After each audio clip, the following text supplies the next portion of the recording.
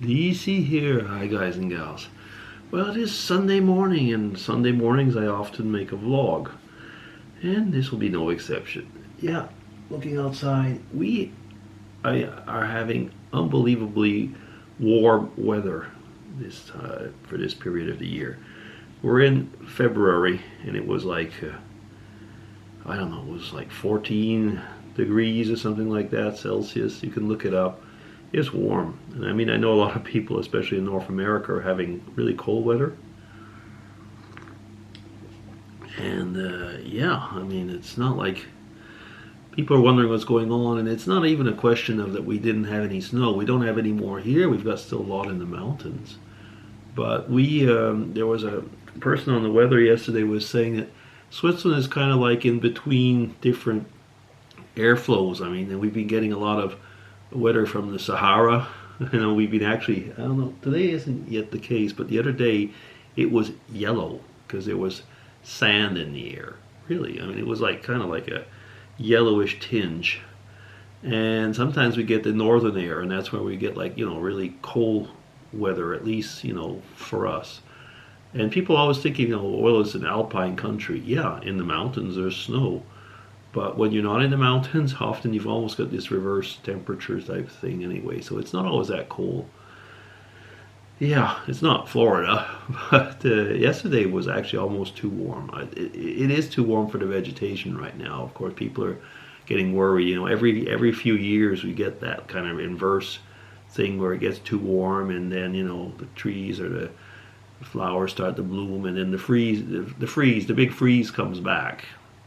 You know, it's happened actually forever. It's just people kind of forget those things. But yeah, I mean, aside from, you know, all the talk about, you know, climate change and everything, this is a thing that's actually normal over the years. You know, it happens some years that it's warmer and some years that it's not. But never mind, let's not get into the to a climate change debate or something like that.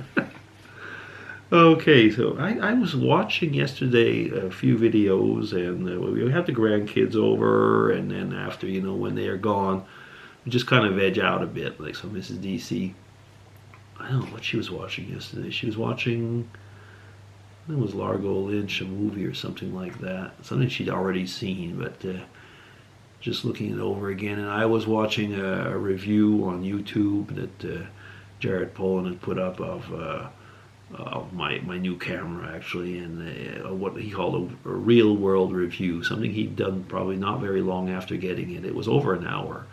It was really good, really good. Made me see that I still want to get one lens to go with that camera for different situations.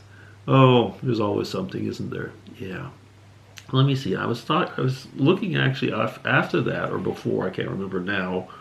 I watched a few tags from Dave Nicholson, and he's got his tag channel. And there was this one in February 13th.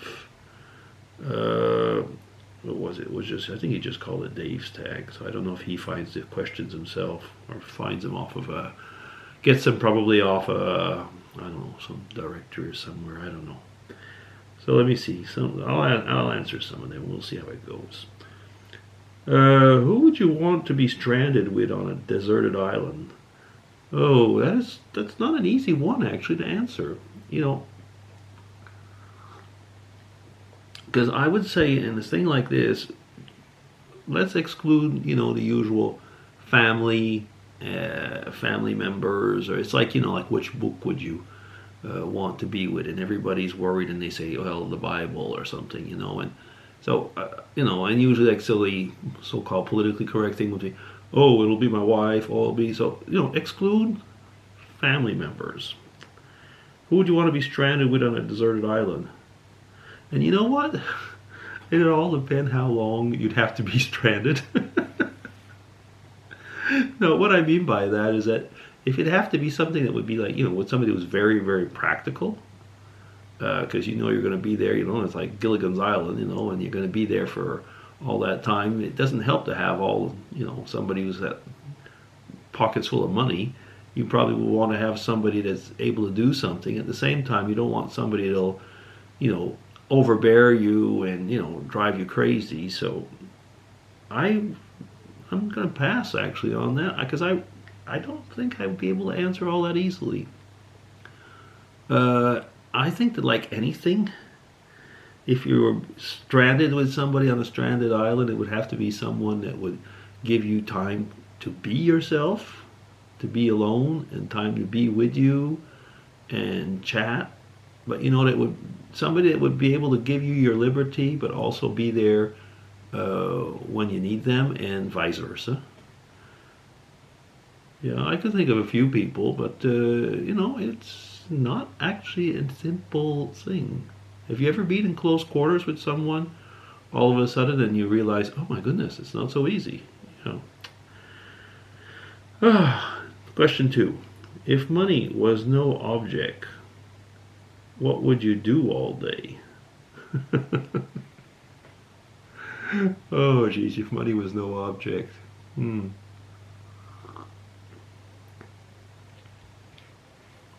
I think I'd go traveling in certain places. I say certain places, like I'd probably go to Ireland and do a lot of walking, and then just uh, veg out in the pub. Not even for drinking or what. Well, yes, I'd probably take a beer or two, but you know, just watch people and be a people person on a part of the day and look at nature and yeah, something like that. If money was no object, yeah, and you know, depending on when it was in life, if money was no object, well, I could have, you know, people I want with me. It could be family, it could be the grandkids, it could be friends, things like that. You know, if money was no object. If you could go back in time, what year would you travel to?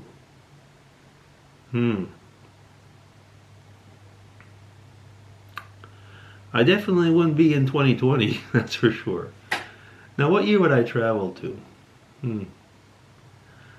I still think, you know, that, like I say, I think it would be probably sometime in the 50s. Which year? I don't know. I mean, I was born in the 50s, but I would probably go back in the 50s. I know there's a lot of bad flack and people, and politically correct people don't like talking about the 50s, but it was a period, you know, where there was a lot of hope. It was the after war period, and there was a lot of hope.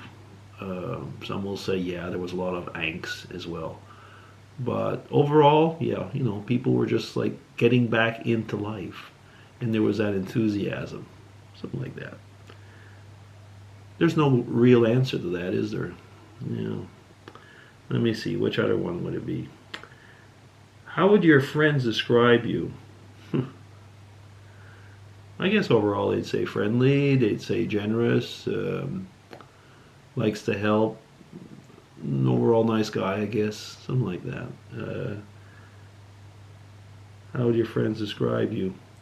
Sometimes you know that you realize that there's how you think they would describe you and how they do describe you. If you've lived in if you've lived in the work environment, you know, sometimes you have to be one way in the work environment. What I mean by that is that, you know, you're pressured to be a certain person sometimes in the work environment, and when you don't fit into the mold, then I don't know. I guess as they say, what were your friends? Those people aren't your friends, actually. So yeah, I guess they'd say nice. What is the best gift you have been given? Wow, that is a difficult one. It really is. Hmm. Over here, with my wife, we tend to. It's not that we're not great gift givers. Actually, I think, you know, we like to have time together when we. I was going to say when we need something, you know, and not always keep, I guess, for that so-called special moment. If I abstract from, you know, the usual Christmas and stuff, I think it's the gift of time.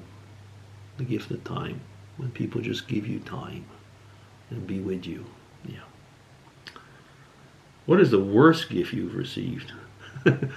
I heard Dave's question and answer on this one. I think I'd probably give the same thing. As a kid, you know, receiving clothes is, I'm up to 10 minutes, goodness. Oh well, too bad.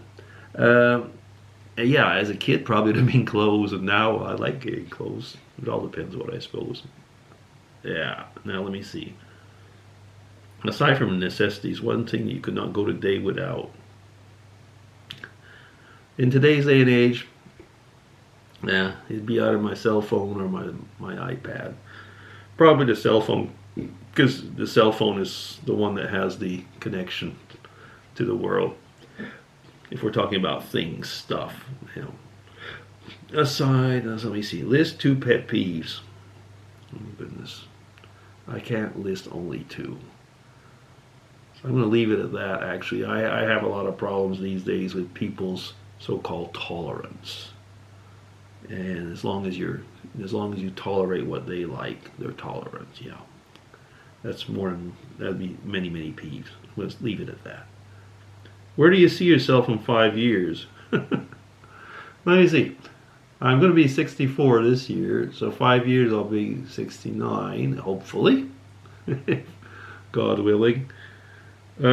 Retired, and I mean, time with Mrs. DC and the family and the grandkids and the kids, and yeah, starting to, I don't know, like I say, here, hopefully still here, yeah, and in health. Where do you see yourself? Well, if things go now, I guess I'll just kind of like be, this old guy, with his kids and family, and they'll say, "Oh yeah, that's the guy that lives down the road," something like that. I don't know. As you can see, those are questions that they seem simple, but they aren't. And I'm up to 12 minutes, and I doubt that anybody's going to bother watching 12 minutes of me rambling on with my coffee. So that'll be DC signing off. Hope you have a great Sunday. Bye-bye. I didn't turn it off. Here we are. I keep touching the wrong button.